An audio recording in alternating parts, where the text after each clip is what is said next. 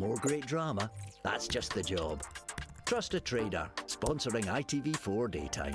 TrustATrader.com. We go to the Dell to see if Southampton have recovered from that nightmare of Watford. They now face Brighton. From London, Spurs against Manchester United at White Hart Lane. And it's here that Osvaldo Ardiles reveals to us tonight that he's now poised to sign a new 3-year contract with Tottenham. And finally, brilliant action as Manchester City face Arsenal. And that was a game, I should tell you, that had the crowd on their feet at the end, applauding the players. But elsewhere, the news has not been so good today. Jim Rosenthal. Yes, a really sad night for football. Sheffield Wednesday fans riot at Oldham. That match held up for half an hour. Jack Charlton, the Sheffield Wednesday manager, leaves the field in tears. Trouble on the field as well. 5 players are sent off. Leeds are beaten again, and manager Jimmy Adamson faces an emergency board meeting in the morning. So on with the action now, and we start today at Southampton. People are still talking about that amazing 7-1 defeat that Southampton suffered in the League Cup at Watford in midweek. So I think it was a good day to check up on Laurie McMenamin's men to see what the reaction was there. Southampton against Brighton is the match then, the game covered by Southern Television, and the commentator is David Bobin. 7 days ago, both Brighton and Southampton were able to field established teams after making impressive starts to the season. But after an eventful week, both sides are forced to make changes. Southampton, still reeling from Tuesday's shambles at Watford, are once again without Kevin Keegan, still out with hamstring trouble, and also missing is Charlie George. But Dave Watson is fit and he plays after being doubtful earlier. And George's absence means the first match of the new campaign for Phil Boyer, who was last season's top scorer, and he's only just got over an Achilles tendon injury. But whether or not they can put that miserable night behind them remains to be seen. Certainly Southampton's only consolation is that Brighton are now without Mark Lawrenson and Ryan Horton at the heart of their defence. Lawrenson automatically misses this derby match after being sent off in the 4-2 win at Tranmere, and Horton has knee ligament trouble. Young Gary Stevens steps into the side for his first match in the first team this season, and Jerry Ryan fills the other gap in a reshuffled Brighton lineup. Match referee this afternoon, Alex Hamill from Wolverhampton. And away we go in the South Coast derby, and both teams for this match, of course, in their new strip they're playing in this season. As we look at it, Southampton attacking the goal on the left, wearing their now distinctive red and white, but slightly different style from last season, and Brighton in new royal blue shirts and white shorts, attacking, of course, the goal on the right. Early action for Phil Boyer on his return to the first team, and it's Nick Holmes to take the throw for Southampton in the first of many raids. Hefty boot from Steve Foster, conceding the first corner of the afternoon. And straight away, Southampton pushing the big man forward. Nicol and Watson coming up to the edge of the area, and even Steve Williams joining the attack. Corner coming over from Baker. Safely gathered by Graham Mosley, but the referee had seen a push on Mosley.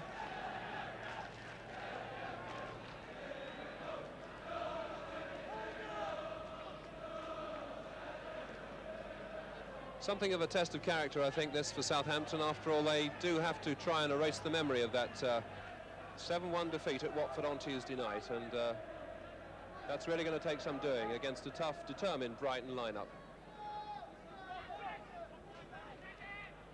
Should be Watson's, and it is, and Golak again in lots of room on that right-hand side. Boyer has timed his run well just behind the defence. Well, the crowd on that far side seemed to think that Foster had certainly brought Hebber down unfairly in the area. The referee didn't agree. For the moment, though, it's Williams, and Williams on the ball again. And Mosley doing well, but Williams is in there. A great start by Southampton. That's the sort of start they wanted. And really, I suppose we have to put it down to goalkeeping error again by Graham Mosley. Stevie Williams' first goal of this new season. Here we get a chance to see it again. It all started through Williams. He comes in to take the shot on the edge of the area, hits the shot. Mosley can only palm it down, and Williams, quick as a flash, buries it inside that far post. Southampton 1, Brighton 0. 4 minutes of the match gone, and just the sort of start that Southampton needed. That'll help to erase something of the nightmare from Tuesday night. Just the sort of start, of course, that Laurie McMenamy would have wanted. And one wonders whether or not Brighton are having visions of a repeat of last year's scoreline, when of course they were beaten 5-1 here. This is Boyer. Golak is on the right in plenty of room. Holmes looking to bring it back into play on this near side, and that's too close to the keeper.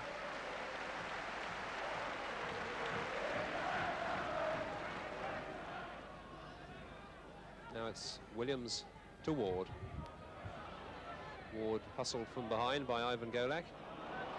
And this is Steve Williams for Southampton, looking, I think, to score one of the most spectacular goals that ever would have been scored here if that had gone in. Graham Mosley was watching it all the way, and in the end it was well wide.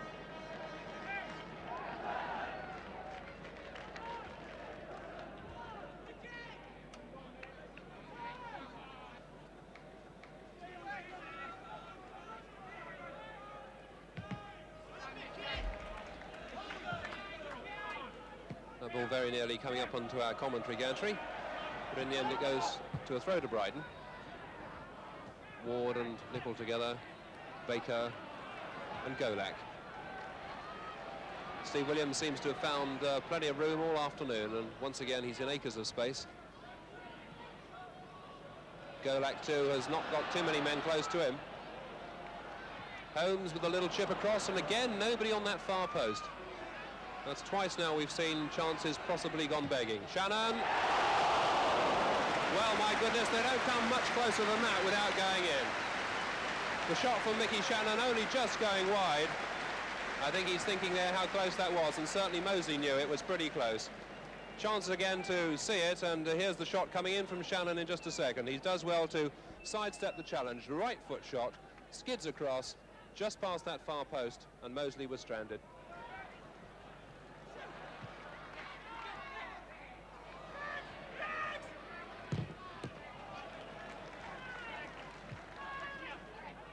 Gregory with the throw. And Hebard nips in between the two Brighton players and claims that for himself.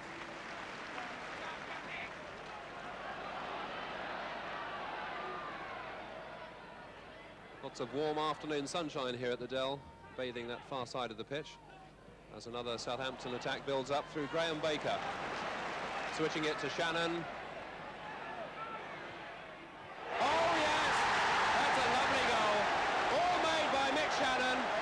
Glanced in by Graham Baker. Second goal of the afternoon for Southampton, and that really was a lovely goal, beautifully executed. It all started through that run from Mickey Shannon, who once again proved so dangerous. This time it was a left foot cross, but just watch Baker coming in on that near post, stealing in to put the header well past Mosley, and that's 2-0.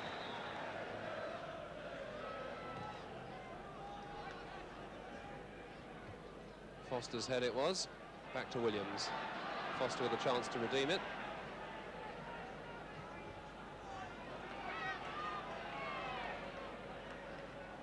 Gordon Smith and Chris Nicol making the run with him, looking to check and turn him, and Nicol doing well. Good round of applause for a nice skill from Chris Nicol. Williams finding Peter Ward, who really hasn't shown anything like his old sparkle this afternoon. Peter Ward on the seat of his pants, just getting up there at the moment, but really haven't seen an awful lot of him. And when we have, he doesn't look to have that little bit of extra sparkle that we saw so often last season.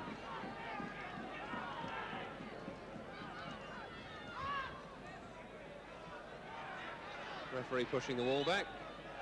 It's Williams with the kick. Robinson stealing in. Well, that was a nicely worked free kick by Brighton, and I think Robinson really caught them all by surprise. The little lob, and Mick Robinson stealing in and just lobbing the header almost, and Wells just happy to touch it over the bar to concede the corner. Here's a chance to see it again. Robinson there, you can see him climbing above the defence, and a high looping header, and Wells just palming it over the bar.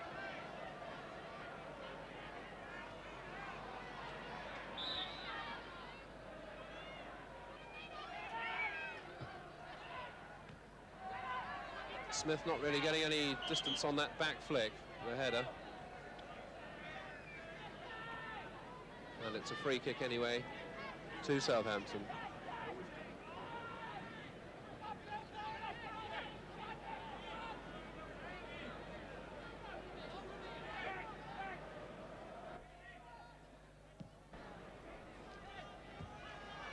going between Hibbert and Shannon, and it runs very kindly for McHale. To Smith, Ward, good firm tackle from Dave Watson. McHale again for Brighton though, finding Jerry Ryan wide on that left-hand side. Nice bit of skill from him. Jerry Ryan in the box now. If he can pull it back, there's problems. Well, Jerry Ryan, that was a nice run from him. That's a good bit of play by Jerry Ryan. He did well to pull the ball back. If somebody had been steaming in there, that could have been the first goal of the afternoon for Brighton. But as it is, it's another corner. Their third corner of this match. And they're pushing most people forward once again. Robinson is there, headed away by Holmes. And now it's 2 against 2 if Steve Williams can keep the tempo of this run up. Shannon and Hibbert are streaming up alongside him. They're appealing for offside, but it's Hibbert. And a great palm away by Mosley. Well, that was a super breakaway by Southampton and so nearly caught Brighton on the hop. A lovely run by Stevie Williams, really stretching them. And Hibbert measuring the shot. It was palmed away by Mosley. Good stuff as this half draws to a close. Crowd really enjoying their afternoon in the sun. Holmes with the in-swinging corner. And again, Mosley, did he get his fingers to it? Well, it's gone for a corner again on this side, so it's the 5th Southampton corner of the afternoon.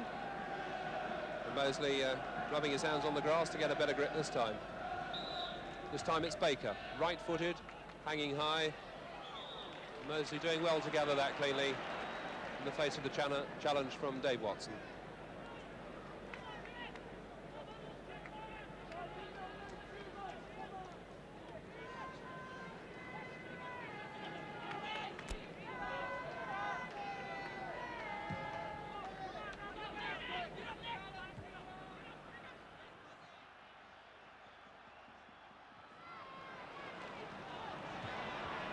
A little bit of hesitancy in the Brighton defence, and Ryan putting it back to Mosley.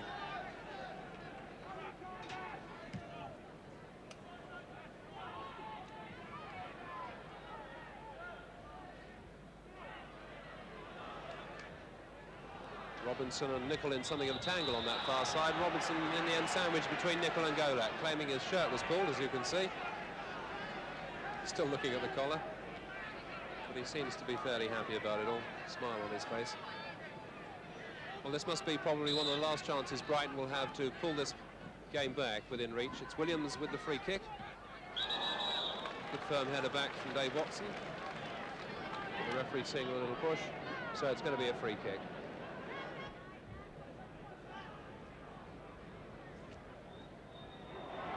Williams! Word, he really caught that on the volley, did Stevie Williams, and he's so full of confidence this afternoon. You can hear what the crowd thought of that. That really was a scorching volley, and if that had gone in, that really would have been one of the goals of the season. Steve Williams, 1 goal already after 4 minutes of the half, and look at this, a chance again to see it. Williams coming in, whack, catches it on the volley and just past that post. And there we go, the half-time whistle from the referee, Alex Hamill. And Southampton go into a good round of applause from another packed house here at the Dell. I think good value for the 2-0 lead they have at half-time. Southampton's opening goal coming from Steve Williams after just 4 moments. He's come close to making it 2 just a few moments ago. And Southampton's second goal scored by Graham Baker on 24. But without doubt, Southampton good value then for that half-time scoreline here at the Dell. Southampton 2, Brighton 0.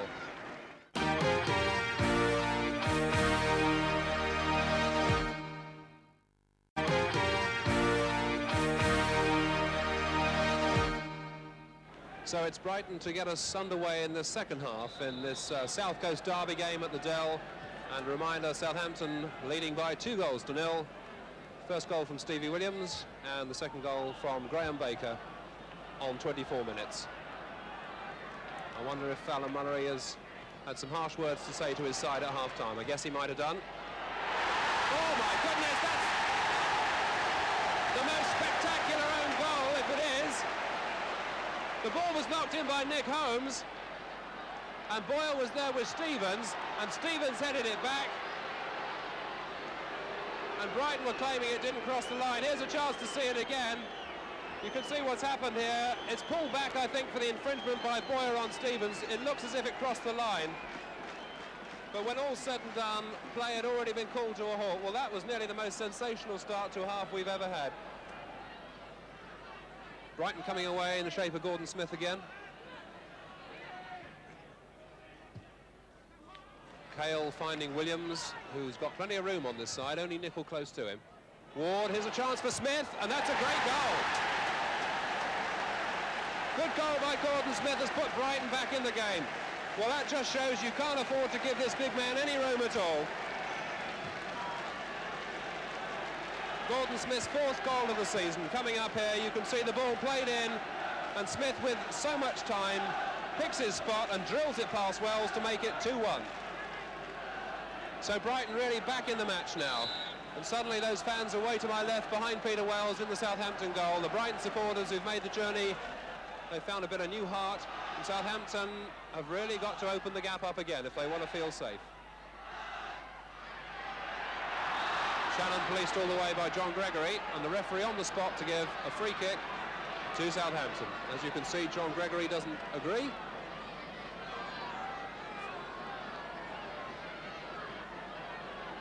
Brighton got a 2-man wall here. Now it's just 1 man. In fact, they've broken. And it's Stevie Williams over the ball. Southampton looking for this 3rd goal. Watson! Oh, what a good stop by Mosley. Well, that was a great header from Dave Watson, and it looked certain to find its way into the net, but Mosley did well to smother it.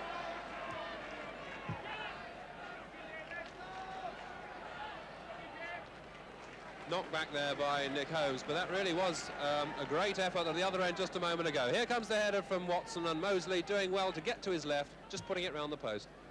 And I think those pundits who thought that Southampton will be struggling to get back to form after the shambles at Watford on Tuesday, well, they've been well and truly confounded with a good, solid, workmanlike performance. Shannon's cross, nodded away by Williams. Chris Nicholl, a rare sight this. Oh! Goodness, the big man really made his presence felt there. That would have been a cracking goal if it had gone in. He loved every second of that, did Chris Nicholl. He would so dearly have loved to get on the score sheet.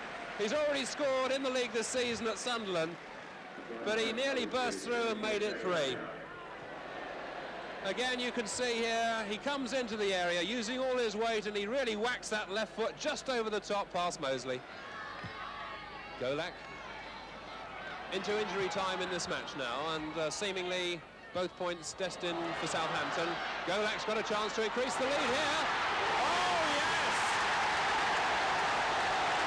Well, just as I was saying, Southampton were about to get both points. They put it beyond the reach of Brighton now. A decisive 3rd goal coming from Ivan Golak. That's his 1st goal of the season. Cutting inside the challenge there, hitting it left foot straight past Mosley, 3-1. Referee is about to blow, and there goes the whistle. Referee Alex Hamill brings this exciting local derby to an end. Southampton worthy winners by 3 goals to 1. And the crowd here really have had excellent entertainment. And the 3 goals for Southampton coming from Steve Williams, Graham Baker and Ivan Golak just in the last minutes. The reply for Brighton coming from Gordon Smith. And both sides going off to a well-deserved round of applause. There's the man who didn't actually get on the score sheet, Trevor Hebbert, but he had a great game for Southampton, covering just about every blade of grass on the pitch. And Laurie McMenemy knows now without doubt that his side are back to winning ways in the Football League, and that's what counts. The final score here at the Dell, Southampton 3, Brighton 1. Well, a victory that keeps Southampton well in touch at the top, and a victory, I'm sure, that must have come as a relief to the Southampton manager, Laurie McMenemy, after that disaster at Watford. And indeed, for the Southampton players too. Well, no, not really. I don't worry about me players. We live together all year round. I worry about other people actually putting pressure on from outside. But I can understand it. I mean, I can understand you going on about it because it was an abnormal type of result at any level. But when you're at the top of the First Division, you're not expected to let 7 in. And I can understand all that. But as I said to the lads today, if we get a win today, we're still top of the First Division. And the more results we get under the belt from now on, the more that will be forgotten, that result. It'll never ever be erased because it's a scar, but certainly it didn't affect our league position, and there's a lot of other clubs would wish they were in our league position at the moment. Final word, Laurie, on the two injuries, the absentees today, Kevin Keegan, of course, and Charlie George. What's the news on them? Well, they weren't 100% fit, and we look each day to see how they get on. I mean, Charlie's got all week till the next game. Kevin's got England. He's going to report with England on Sunday, and he won't play unless he's 100%. But you know, I'm looking to next Saturday personally, and that extra, without a midweek game, it gives us a bit more chance to get the injured fit. Just before we move on, what about that amazing own goal that was disallowed? I can't recall that happening before, but why was it disallowed? Maybe we get a clue here. As Nick Holmes crosses this ball in here, as you can see, Phil Boyer's going for it, and it appears to hit Gary Stevens on the head and go into the net, although Graham Mosley made a tremendous effort to keep it out. I think we get the clue when we see now, just watch Mike Shannon coming towards the referee. If you can lip read, we do a crafty bit of that. What's that for? He says, handball, says the referee. Well, that was his verdict at any rate. And you can see the positioning of the referee there. Did Boyer handle the ball there? Did it hit Stevens on the head? The referee felt clearly that it was handball by Phil Boyer. One absentee, I gather, from Southampton today, in fact, was Kevin Keegan. He's got that hamstring injury that Laurie was talking about. I'm told it makes Kevin extremely doubtful now for that World Cup game against Norway at Wembley on Wednesday. And elsewhere, with that game in mind, Mick Mills didn't play for Ipswich today, but I gather he has a better chance of being fit for it. And Brian Robson is another doubt. He had a recurrence of an ankle injury playing for West Bromwich Albion today. And Graham Souness of Liverpool is definitely out of the game for Scotland. He injured his back today and pulled out of Scotland's World Cup game in Sweden on Wednesday. Now the national news, Jim Rosenthal.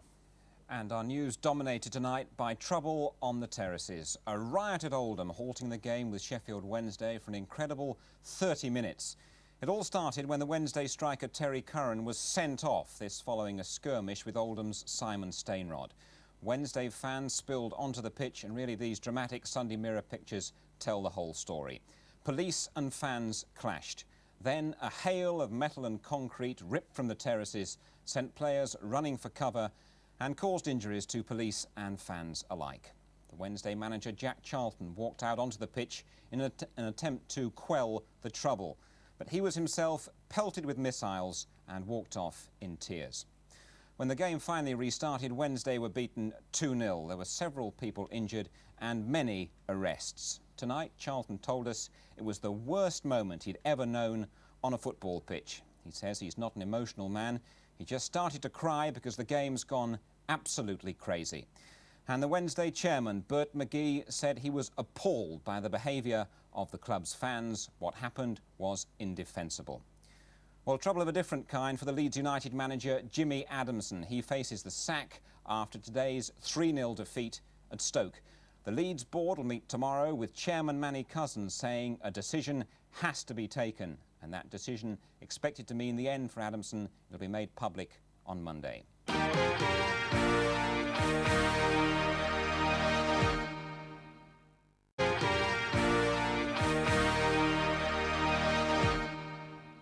All right, our second match tonight takes us to White Hart Lane for Spurs against Manchester United, and it was a match that attracted a 41,000 crowd.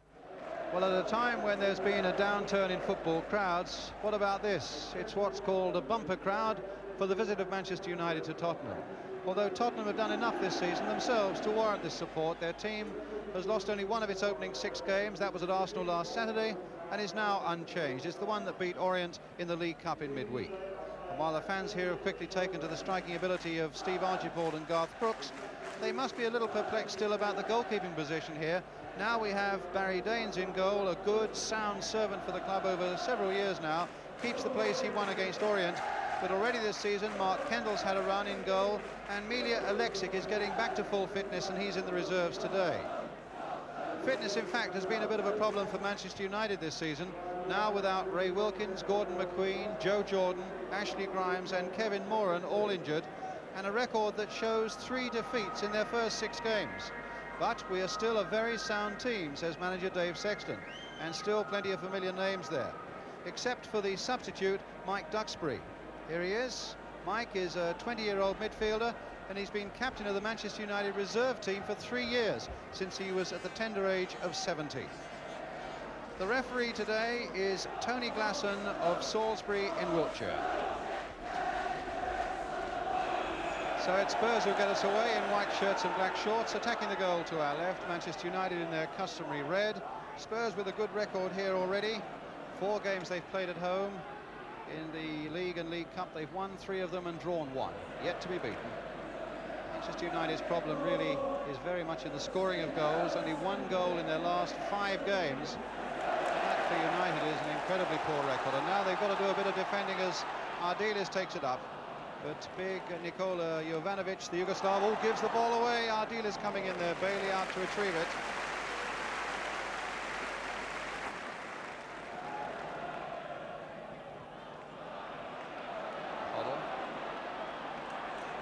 Holding off Thomas, Gordon Smith, Crooks.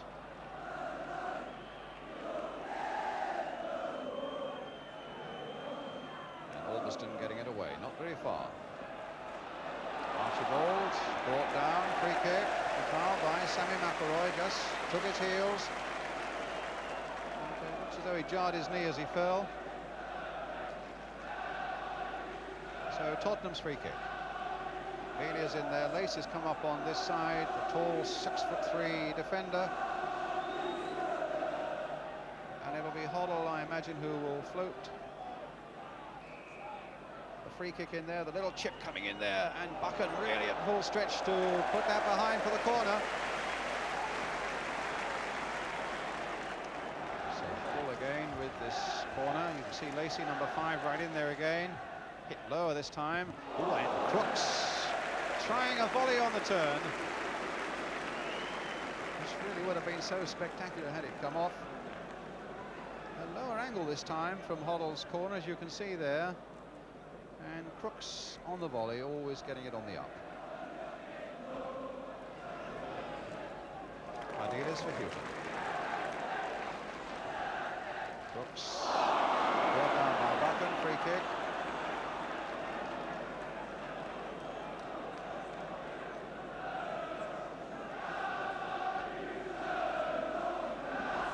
Side, Lacey has crept up, he hopes, unnoticed. And it's going to be Hoddle, having made a signal.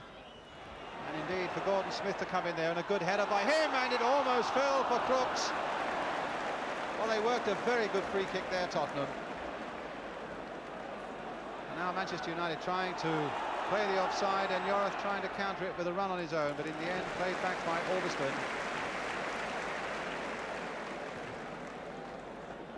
Spurs substitute, Peter Taylor on the left there, and second from the right, the Spurs manager Keith Birkinshaw.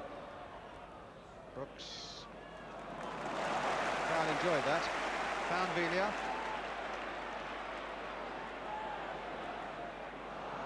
Oh, that just reached Hoddle. And the crowd enjoyed that as well. Back with Velia again.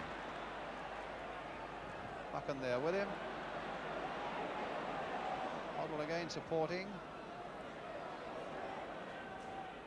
Little left foot cross coming in there, and Ardiles might get a second go. Bailey though, oh, at the 3rd attempt Bailey tried to get it. The whistle in the end had gone, and Manchester United were reprieved. Agonising that must have been for Gary Bailey, because when the cross came in there from Hoddle, and Ardiles was onto it there, Bailey couldn't hold it. I thought Ardiles might get it back here. Bailey couldn't hold it again, but there was an infringement already as that ball was crossed in. Perryman quickly. Greenoff was dallying there, and Perryman certainly wasn't going to let him get away with that. But it's with Ardiles again. He's having quite a game.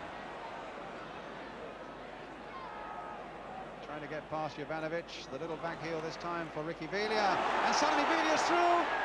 And not the power of shot that was required from that sort of angle to worry Gary Bailey. And a lovely bit of skill by the 2 players from Argentina. Ardiles here at first, the back heel for Velia, and suddenly he made things happen for himself with that really aggressive piece of running into the box, but the shot really wasn't quite good enough. Jovanovic. Ritchie.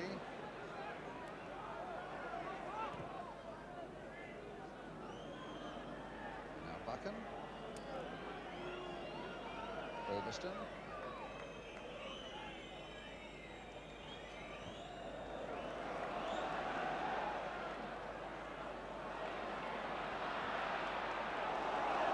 Archibald and Crooks trying to force their way through, and they might even do it.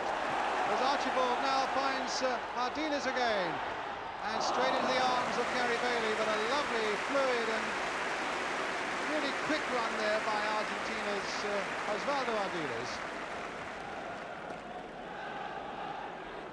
Ritchie. Played in now for Koppel, and for Ritchie again, but cut out by Houghton. And a chance for Villa to take it up again for Tottenham. Manchester United still without a direct shot on goal, and 25 minutes gone. Ardiles. Oh! Well, a good try that with the left foot by Osvaldo Ardiles. Again attacking that United defence. Almost a lazy-looking left foot shot. Over the top. Koppel. This will come for Villa.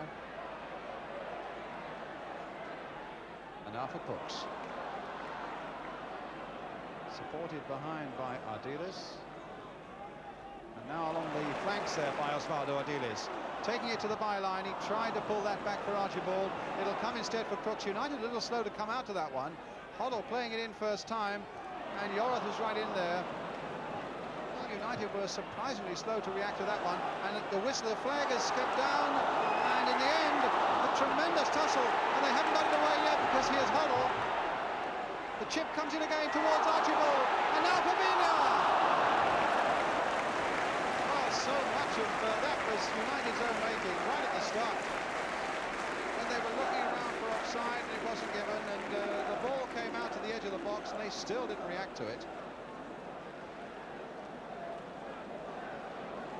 Well, they must have thought there was an offside there, but even now when the ball comes out, just look at the amount of time that Hoddle has here now to cross this one in. Bailey can't get to it, and in the end Villa hammers it over. Ardiles. United take it away, but the whistle already had gone. The foul by Koppel on Ardiles, a free kick for Tottenham. Playing a lot of football, Tottenham, up until they get to the Manchester United penalty area. Here's Hoddle. It's a decent cross coming in, but Macari's there, and it might come for Villa. Trying to hit it on the turn, knocked away by Macari again. Archibald right in there. Hoddle now. Getting possession with a good shot and causing Bailey to go down. I remember after the Brighton game that the Spurs manager Keith Birkinshaw was saying we're playing a lot of football but we're not making the opposing goalkeeper work hard enough. Hoddle certainly did there with a good ground shot. Ball is played to him here, a cracking left foot shot, and Bailey down well.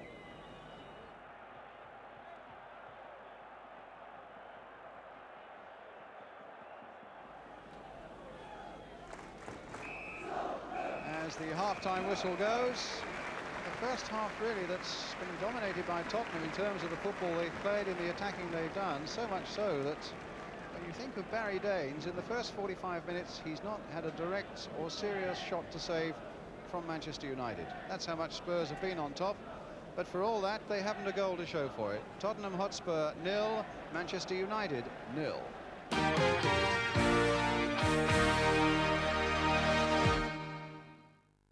Half.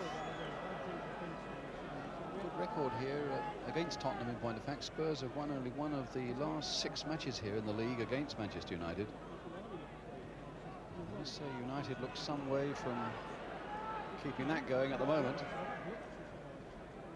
Without a real serious shot on goal in the first half, and if Spurs could just sharpen up their scoring rate, well, it could be a good second half for them. Some Good running by Ardiles, occasionally holding on to it a little too long. But here's Crooks holding on to it long enough to cause a certain amount of panic in that Manchester United defence, but then they cover up so well.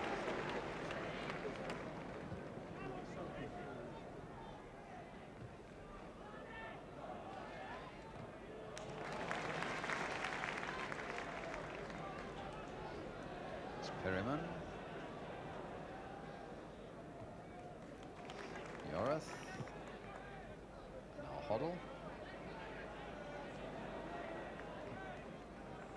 Ardiles. Crooks played on nicely there by Crooks for Ardiles, and flicked in nicely for Archibald. A shot there, and thumping off Bailey's chest. But a really lovely move there. Ardiles again at the centre of it, releasing it exactly the right time there for Archibald. The ball just bouncing off Bailey's chest, but there was never a problem after that. Buchan, Jovanovic. Oh, cut out there by Villiers, and Jovanovic may have played him into trouble now as Crooks takes it up with Villiers outside him. The delay was too long, the shot wasn't effective enough, and a chance that suddenly came their way when Jovanovic lost the ball in the centre circle. As Crooks feeds Villiers, and United just look how they're getting men back.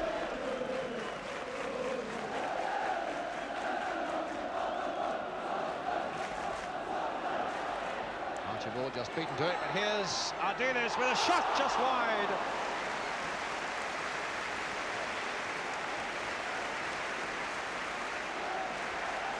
Really pounced on that from the midfield, did Ardiles.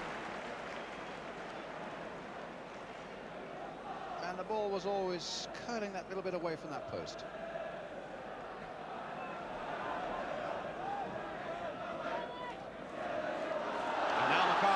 And now a break for United with Jimmy Greenoff.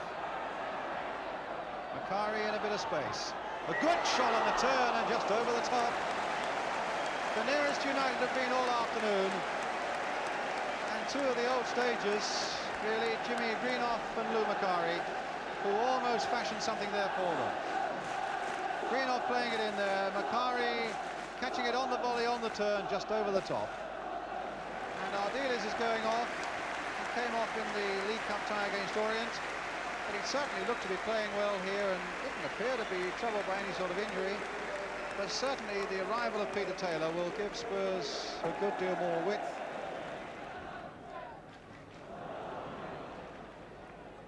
McElroy. Koppel with the cross coming in towards Jimmy Greenoff. He very nearly got in there, and I must say that was a good piece of defence by Gordon Smith. But here's Albiston playing it in again. Houghton on the far side. United suddenly have got a lot of people forward. McElroy with a shot, pushed away there by Barry Daines. And now Spurs maybe with a chance to get it away as Crooks takes it up. The first save that Daines has really had to make in the game comes in the last seconds. And here's Peter Taylor. Trying to get a 1-2 going there, but I think Albiston will get to this one. But it's a corner for Tottenham with just seconds remaining now. In fact, we're in time, added on for stoppages, and it's Hoddle now. With the cross coming in, Lacey with the shot, straight into the arms of Bailey.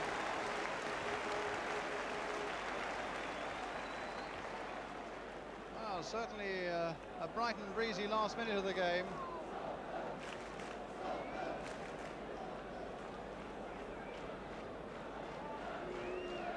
Daines saving from McElroy. Lacey having a pop at goal at the other end. Referee looking at his watch. And United's a second away from a point they've really had to battle for. A great defensive battle by them. And Spurs in the end just couldn't find a way through in spite of all their territorial advantage. And so the final score then here at White Hart Lane. It's Tottenham Hotspur 0, Manchester United 0. Well, no goals, it's true, but it was an entertaining game, with United clearly holding the fort, as it were, until they get some of their top players fit again. And Spurs, I thought, playing so much good stuff up to the box, but today it seems that Crooks and Archibald just failed to find their finishing touch. Strange to see Osvaldo Ardiles substituted again, and afterwards he gave me the reason for it and also spoke about his future at Tottenham. I think we, from the very beginning of the season, we have a lot of games very difficult, and playing twice a week. I think for my body, I feel more tired than the rest of the players. And but I was talking, for example, with Glenn and Gal Crook and Ricky Bill, and they feel very tired. They feel like it is the end of the season. Anyway, we have now 1 week to rest, and I think we will come in with a lot of potential of our team. But now tell me about Argentina, because I think a lot of people are not aware of the fact that you're going back to Argentina in December. Can you tell me about that? Well, yes, there are a mini World Cup in Uruguay at the end of December and the beginning of January.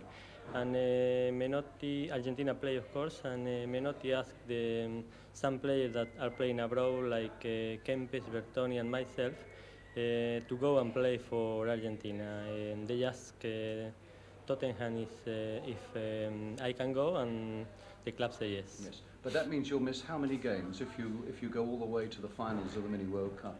I will miss at least 3 games, and if we are in the final in Uruguay, I miss one more, so 4 games. And what is the contract situation with Tottenham right now? Well, we are talking at the moment. Tottenham offered me a contract for 3 years more, including this year. And we are always talking. I am very optimistic that at last we will agree a contract. You think you might be here then for 2 more seasons after this one? Yes. And that's good news for you? Oh yes, it's very good for. Well, it's I didn't sign yet, but I think I will do it in the future. It's a good news for me, yes. So Osvaldo Ardiles on the point of signing for 3 more seasons at Tottenham.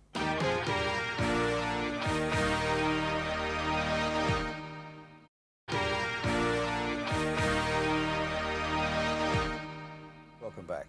And now it's the other half of that North London-Manchester double act. We've seen Spurs and Manchester United, and now it's Manchester City against Arsenal, a game that had them out of their seats at Main Road today, covered by Granada Television, the commentator Gerald Sinstadt, with Arsenal in the white shorts. Talbot. O'Leary with Young available, and also Ricks. Stapleton back to him. Collins prepared to make a run through the middle. This is Devine. Collins again on a run through the middle, and the pass was looking for him, but cut out well by Mackenzie, but then given away again. Ricks. Stapleton. Hollins. And Hollins tries the shot, and it extended McRae. It was 30 yards out, and I think that Manchester City may have been expecting a pass from Hollins. Stapleton plays it, and Hollins really always looked as though he was seeking the opening there, and the ball was swinging. Henry. Nobody ahead of him down that far touchline. Reed. It's come to Bennett. Chance to attack Devine, and he's lost him. Cut back wasn't quite crisp enough. But the way Bennett made space for himself there was very reminiscent of the way he set up the first goal against Stoke on Wednesday night.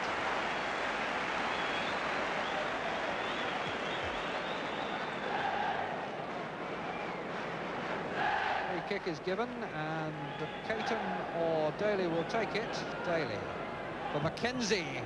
And that was a touch over from Jennings that was really needed. It was a beautiful shot from Steve Mackenzie. Very simple free kick, and Mackenzie's shot really made the most of it. It was kept down exceptionally well, and it asked all the skill of Pat Jennings. Sunderland beating Booth, the ball with Parr. Daly.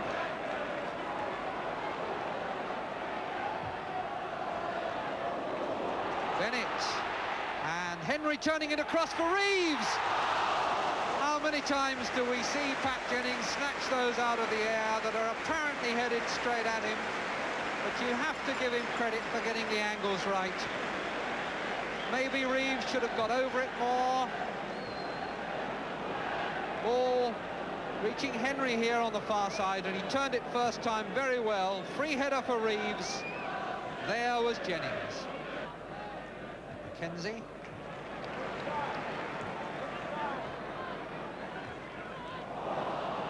Hollins. And that's a good ball for Sunderland.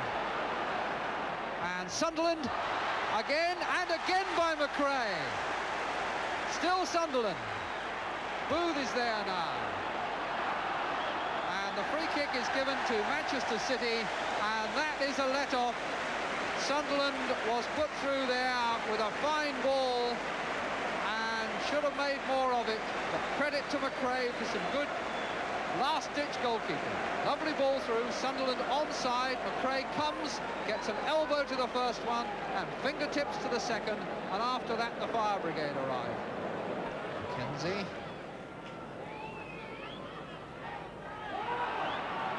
Not easy to shake off the ball, Mackenzie. Then Henry plays it in. Ah, this is Hollins for Arsenal.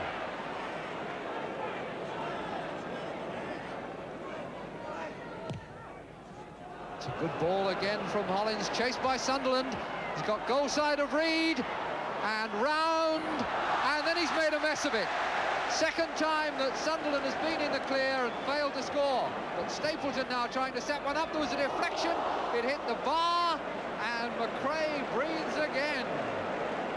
Well, Manchester City were in all kinds of problems there. Another magnificent long ball driven through by Johnny Hollins that created the pressure in the first place. There it goes. Sunderland away after it, gets the wrong side of Reed. Reed tries, I think, to pull him down. He beats McRae, and then suddenly the ball ran off his left foot, and it was all over then. Stapleton takes it up. Deflected cross. I think that hits the face of the bar. Daly forward, header by Young. Ricks. Sansom. Hollins. Ooh, the ball almost given there to Bennett. Jennings just got there. Tuart, and Jennings makes the most astonishing save, all of 20 yards from goal. Series of mix-ups.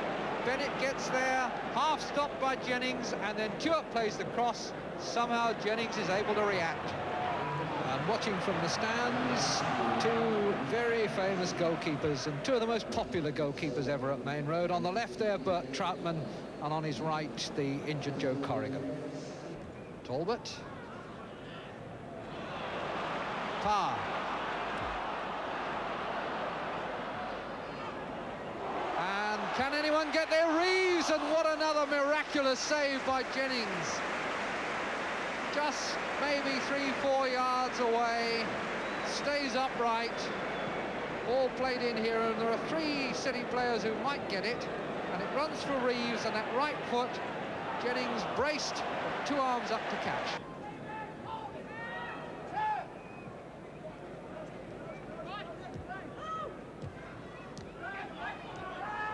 Stapleton tried twice, succeeded the second time, and then Ricks tripped by Tuart. Caught me there, handshake, no ill feelings, and a game which has had its share of collisions and a few fairly hard knocks, but no sign of malice or ill will. Sunderland, good cut back. Willie Young, 1-0 to Arsenal. They just didn't see him coming. The big man arriving, so often a danger in the air at set pieces. That time turned up most unexpectedly to get a very good goal. Sunderland, very nice cut back along the ground, and Young there, knocking it in at the far post. Stapleton losing out to Booth, Bennett. Daly, that was a poor one. He gets another chance, and that's better. Stewart. A lot of men forward now for City. Mackenzie who can shoot, and Jennings who can save. Mackenzie, there's been nothing wrong with his shooting, but there's been nothing wrong with this man's goalkeeping either. Stewart sets it up, Mackenzie lets rip, and Jennings plunges. Leaves to Reed. Reed, who likes to run with the ball. Playing it for Bennett. It's a bit hard for Power, but he'll catch it. And pulls it back nicely, and it's come to Stewart, and Jennings again to the rescue, this time with his powerful right foot. Congratulations from Stewart. Bennett for Power, who has to sprint, crosses well, and Willie Young's head sets it up for Stewart. Jennings moves quickly, and again averts trouble. Those front players taking the touchlines, so it tends to funnel into the middle all the time from City. Daly, Stewart, Bennett. Can he get a shot in? There's a deflection over the top from Hollins, with Jennings completely committed the other way. Jennings has had so much covered, but he wouldn't have had a hope with that one. Bennett takes his time, picks his spot, and that could so easily have been an own goal. Cross into Bennett. Feel for handball, and it is given. John Hollins stuck out an involuntary arm, and a chance for Manchester City from the penalty spot. The one they had in the last minute on Wednesday night put over the top by Booth, but Dennis Stewart was not playing then, and now he steps up to take this one, having already scored once from the spot this season against Aston Villa. Can Jennings now produce something even more astonishing than the saves he's shown us so far?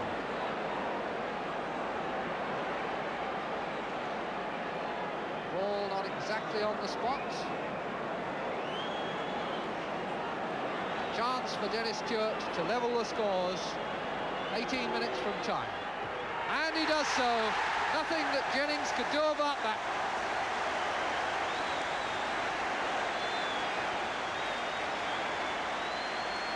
Nothing subtle, but no chance for the goalkeeper. Wonderful stuff. 1-1 it finished, the result that lifts the pressure off Malcolm Allison a little and keeps Arsenal humming along quite nicely. But what about that Manchester City penalty? Well, it seems it was handball by John Hollins, but whether it was the ball that struck him or his hand that struck the ball, I don't know. I think there was a deflection there off Bennett, and John might well claim that that was accidental, the ball striking him, and that there was nothing he could do about it. At any rate, it was a penalty. Dennis Stewart scored it, and it made it 1-1. Well, sadly, it's been another day when football, to some extent, has been dragged through the mud again. A riot at Oldham, 5 sendings off. But I think we've had some great action for you tonight, and also, of course, news that Osvaldo Aldiles is poised to sign for another 3 years at Tottenham, which means more of his skills for us all to enjoy, as we did today against Manchester United. Just a pity for the Spurs fans that he couldn't round it off with a goal, as he has before against United. Do it, as Archibald now finds Ardiles again, and straight into the arms of Gary Bailey, but a lovely, fluid and really quick run there by Argentina's Osvaldo Ardiles. Ardiles. Oh!